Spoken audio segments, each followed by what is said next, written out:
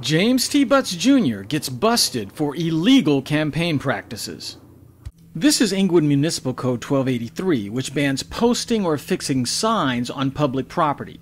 The ordinance lists a lot of objects and structures, but not all. So I called Inglewood's code enforcement, and they told me that you can't put political signs anywhere except on private property. And this is Inglewood Municipal Code 1274, which specifically mentions political signs, but doesn't say that they can be put in any place that regular signs can't be put. Now, in this video, we're going to show that Mayor James Butts knew that his campaign was violating election campaign rules and city ordinances during his re-election campaign. So for those who might say that someone who is already a mayor would never stoop to violating the law or risk being caught violating the law just for a job, for those people, we offer you these facts. First, just so we all know what we're talking about, the Miranda rules are what help guarantee every American their constitutional right against self-incrimination. If arrested, the police must tell you that you have the right to remain silent and have the right to speak to an attorney and have an attorney present when you are being questioned, because it is a documented fact that police frequently intimidate people into saying things that aren't true. The courts have also ruled that if a citizen indicates in any manner that they want to remain silent and wait for an attorney, the police must end the questioning. Now, some people don't like that, but usually that's because they falsely assume that if someone's being interrogated, they must be guilty, which is not only un-American, but false. It is also unfortunate that this incorrect assumption is bolstered by the fact that many cases like Butts versus McNally that established case law involve people who had actually committed the crime that they were accused of. But that's because when people's civil rights are violated by the police, and they are not guilty of the crime, the police usually let them go home. And the victims of the civil rights violations do nothing, even though the police did violate the law, because the victims are so happy to have been set free, and they really didn't have the money to sue the police anyway. So the civil rights cases that make it to the high courts frequently involve victims of civil rights abuses who have to go to court because they are looking at serious penalties, even death, for the crimes they are accused of. And those are the types of high-profile cases that attorneys and civil rights organizations take on for free. But the important thing to remember is that if a police department has a policy of violating civil rights, they do it with everyone, even the innocent. For instance, even before the Butts case, an innocent man, Michael Cooper, was wrongly accused of rape, and the police violated his Miranda rights the same way Butts officers were trained to do. Eventually, the police admitted they were wrong, but the man sued, and the court ruled at that time that once someone indicates that they want to speak to an attorney, the interrogation must end. But after that, Butts still approved his officers doing the same thing that the court said was illegal.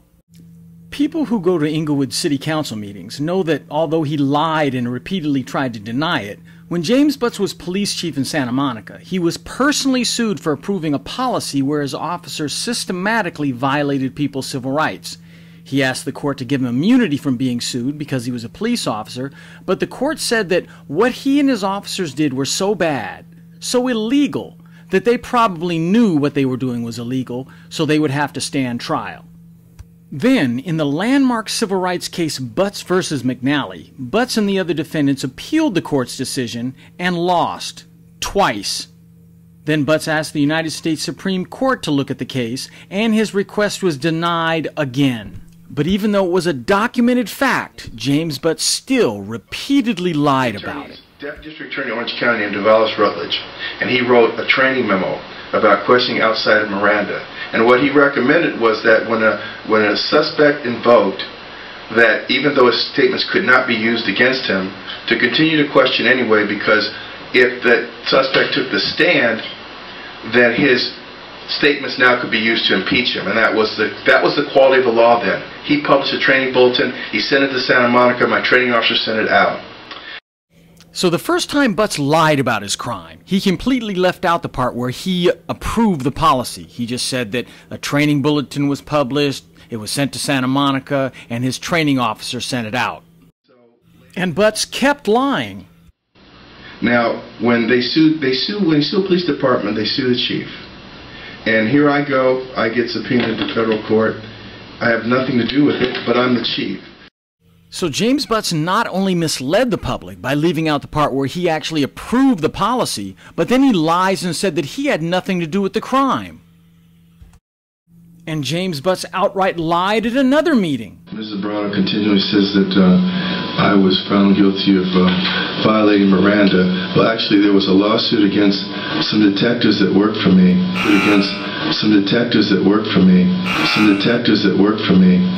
That did something called questioning outside Miranda. And because I was the chief, I was sued. James Butts lied, trying to fool the public into thinking that he was sued as a formality just because he was police chief. But that's not what happened. These court documents prove that Butts was lying. He was sued in his official capacity as police chief, but he was also specifically sued as an individual. These court documents prove that Butts was personally sued because he personally approved his department's policy of violating the Miranda rules, even though there had already been a court ruling establishing that the policy was illegal. And the documents show that Butts failed to rescind his department's illegal policy even after the court had established that what he was doing was illegal. And on still another night, James Butts again tried to pretend like he was sued as a formality, that he had nothing to do with what happened. And the ACLU took that up, and the court said, oh, they shouldn't have done that, and they held me responsible because I'm the chief. James Butts lies again, stating that the court only said that his officers shouldn't have broken the law, and that the court only held Butts responsible because he was the chief, when the fact is that the court ruled that all the Santa Monica defendants, including Butts, had to stand trial because they were all responsible for the violations of the law. But James Butts kept lying, trying to deny his involvement. Said, oh, they shouldn't have done that, and they held me responsible because I'm the chief. We didn't tell anybody to do it. The fact that Butts told him to do it is now a part of legal history. First, probably the most prestigious law journal in America, if not the world, stated concerning Butts' case, quote, "The defendant police departments and officers conceded the existence of both the training materials and the policy of deliberately violating the Miranda rules." And when Butts came to Inglewood, he admitted that he'd approved that training. Now, in 1993, I signed a training bulletin that was put out by a guy named Rutledge from Orange County. He was a district attorney, deputy district attorney, and he did training, and it talked about questioning outside Miranda. So Butts admits he approved officers being trained to violate Miranda rights, but then he says, we didn't tell anybody to do it. But wait a minute, James. Didn't you say... I signed a training bulletin. Then how can you say... we didn't tell anybody to do it. So James Butts admits that as Santa Monica's police chief, he personally signed and approved his officers' training to violate people's Miranda rights. But then he says that nobody told his officers to violate people's Miranda rights. But that's James Butts for you. He lies. But James Butts' deliberate violation of the law and the Constitution didn't end when he left Santa Monica. When the carpetbagging Butts returned to Inglewood to run for mayor and becoming mayor, he misled, lied, broke the law, and violated civil rights as much or more than when he was in Santa Monica. Butts' deliberate violation of the law and civil rights got so bad that the Los Angeles County DA was asked to investigate. And the DA's Bureau of Fraud and Corruption Prosecutions found that Butts had repeatedly violated both state law and free speech rights as mayor. So now that we've established beyond any doubt that James Butts has a long and well-documented history of repeatedly and deliberately violating the law and civil rights, and then lying about it later to cover it up, let's now talk about him violating his city's own ordinances in his dishonest campaign for re-election. First, coincidentally, only about 6 weeks before the election, James Butts cut the time for the last public comments at city council meetings from 3 minutes to only 1 minute. Cutting the public's criticism of him by about 66%. Then, about a month later, and a month and a half before the election, the city coincidentally stopped publishing all the council meeting videos, keeping the public from hearing evidence of James Butts' scandalous past.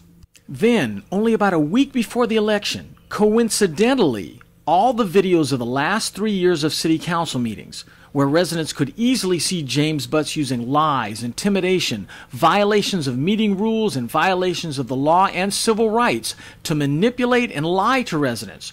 3 years of meeting videos were suddenly and without warning made private and inaccessible to the public. 2012 meetings, now private. 2013 meetings, now private. 2014 meetings, now private. Just a week before the elections, all the video evidence of James Butts' dishonesty and law-breaking had now been made inaccessible to the public.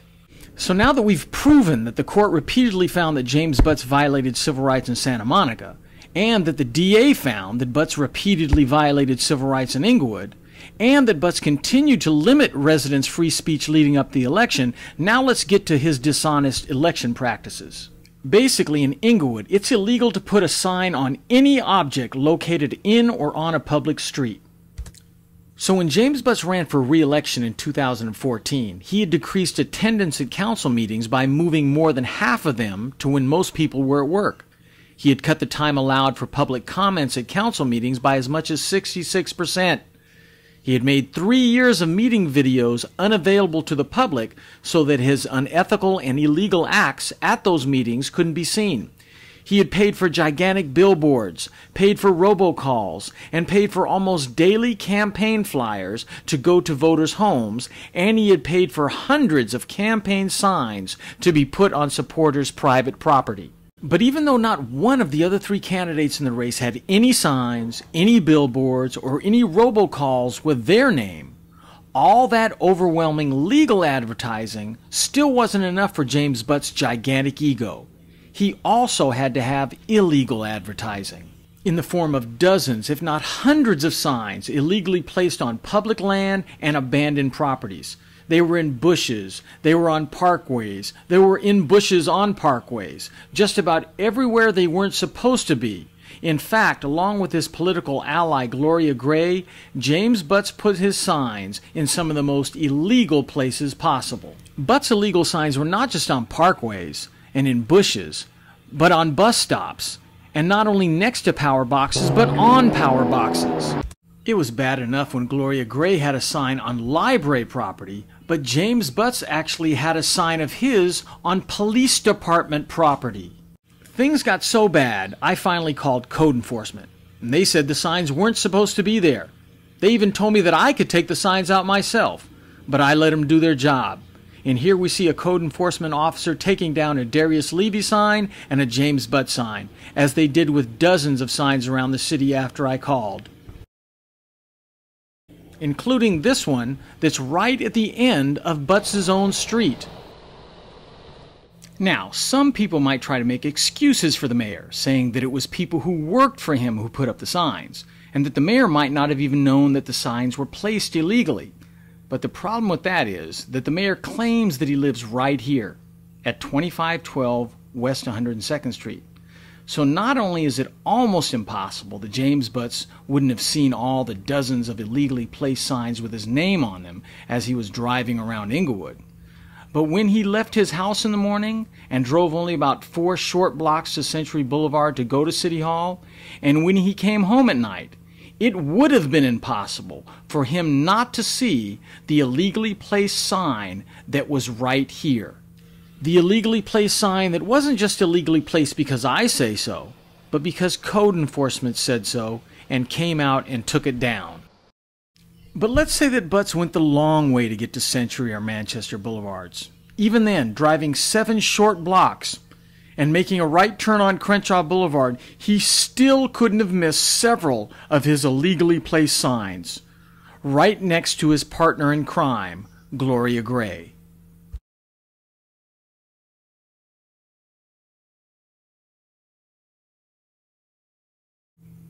So considering the court found that James Butts helped train his officers to violate the law and civil rights when he was Santa Monica's police chief, and considering the LA County DA found that Butts personally violated the law and civil rights as Inglewood's mayor, considering all that, it isn't surprising that James Butts would also violate city ordinances and campaign rules when he ran for mayor. It isn't surprising, but it's still very disappointing. James T. Butts, Jr., liar, lawbreaker, and civil rights violator.